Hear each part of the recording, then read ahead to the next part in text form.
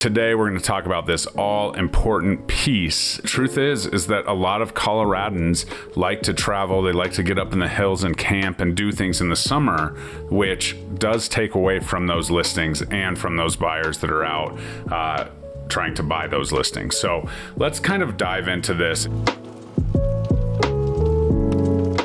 If you don't know, I'm Jeremy Kane. I help people just like you buy and sell real estate, build wealth through real estate. I bought my first house at 19, have leveraged that into over 7 doors, leveraging over $5,000 a month cash flow on those.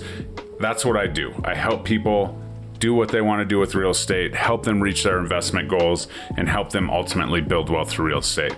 So if you're interested in that, you can always reach out to me. But let's talk about this, because I hear all the time, I'm going to wait to list my house till summer. Oh, it's summer, so we're still here. We're still in the meat of the business.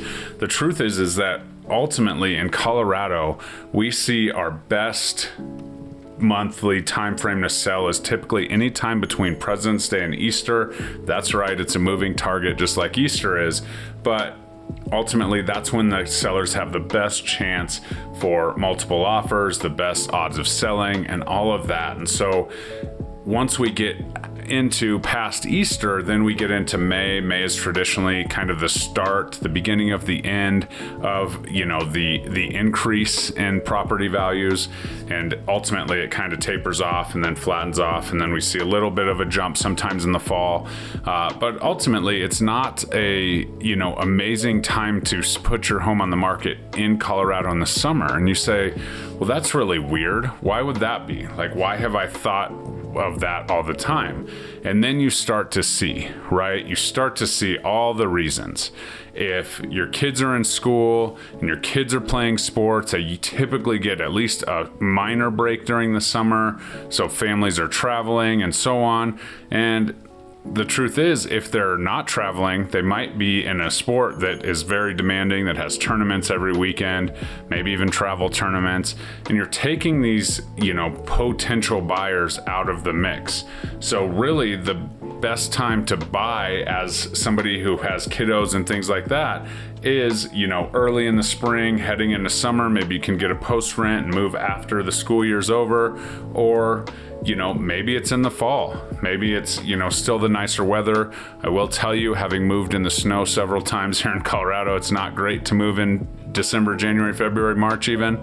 But ultimately, that's when our market seems to heat up and move in those, latter months, February, March, April. So that's the first thing. But understand the Colorado lifestyle. Understand that that's exactly what's going on, right? Understand that people are going to go camping 3 to 6 to 10 times a summer, and that eliminates a lot of our, launch weekends and all of that. It eliminates a lot of the traffic from that as well.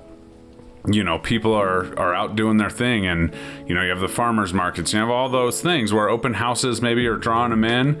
But ultimately on these beautiful Colorado days, you don't want to be walking around houses and open houses. So not to say that it doesn't happen, that exponentially larger traffic happens, in those kind of spring, fall kind of time periods where everyone's not trying to get to the lake to, paddleboard or, get up in the hills to camp, as we go.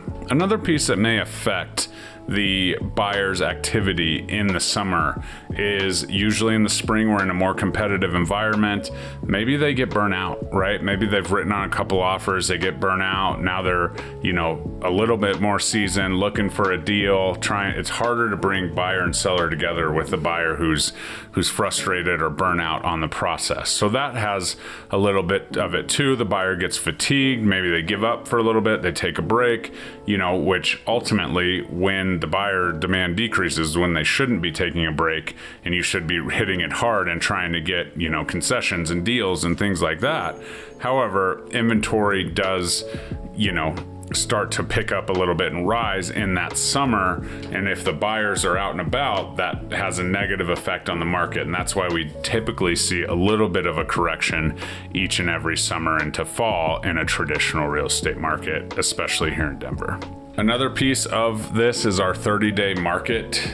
When you go under contract, you're usually 30 days from moving, sometimes even 30 to 60, 90 on top of that.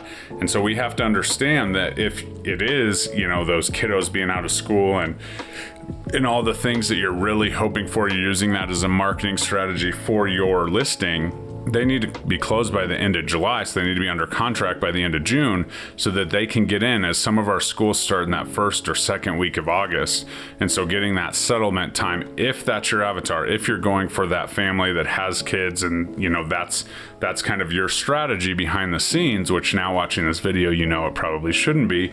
But if that's your strategy, definitely take that into account. So June is kind of your heyday to get the house on the market and get it sold, if you're going for that. And that's kind of the mindset that you have.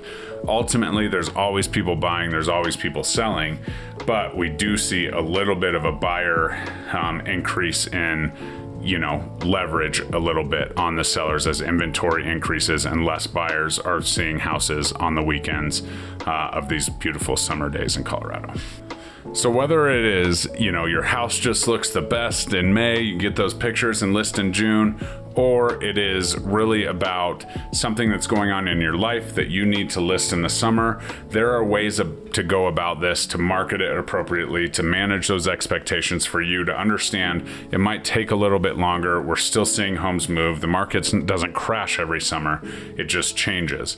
But I always thought it was interesting that I hear people say all the time, we still have some summer left. We still have some summer left. And I'm like, yeah, we still have some summer left where people are going shooting fireworks and, drinking beers and going out on the boat and hiking in the mountains. And so that's when our market does chill out a little bit. And if you're a buyer, now's the time to strike. I promise you won't be disappointed. Opportunities, alas, as we have a ton more inventory than we've had in a long time. So concessions, getting those rate buy downs, all the things are absolutely part of the plan and the strategy right now in our hyper-local market. But traditionally, summer does give you a little bit of a reprieve and give you a little bit more opportunity to get in as a buyer. As a seller, take this into consideration. Consider unique marketing strategies, a delayed marketing strategy, those kind of things that I offer to my clients. Knowing the market, knowing the average days on market, knowing how this plays out is certainly advantage to you when I'm your agent. So if you're thinking about moving at any time, let's have a conversation. We can create a unique strategy for you, and I'd be happy to help. But until next time, we'll see you on the next Why Invest Wednesday. Thanks for being understanding that it's a pre-recorded live broadcast. Bye-bye.